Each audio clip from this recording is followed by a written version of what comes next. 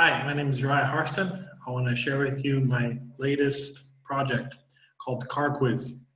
So I've liked cars since I was very little, and I've always liked identifying them. So I wanted to make an app or a web app where the users have to identify 12 cars, their makes and models, by their pictures.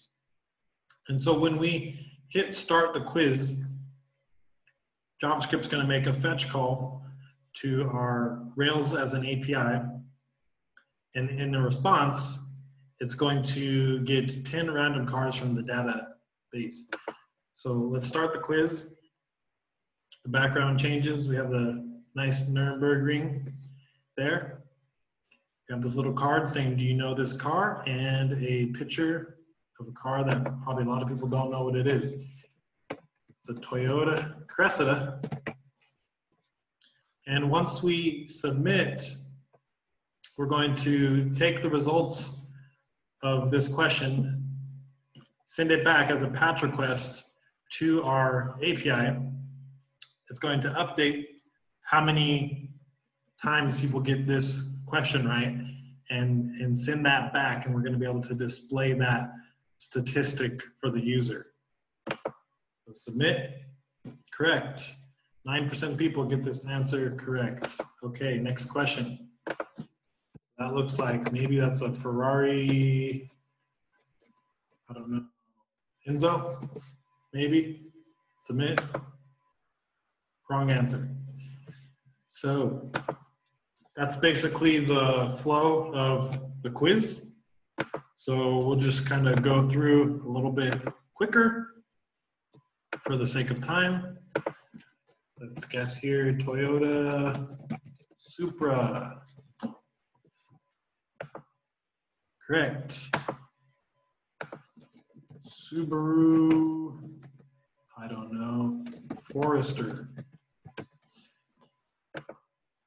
Incorrect. So you get the idea of the flow of the quiz. So there's a lot more validations and different statistics you can display, and I look forward to doing that in the future.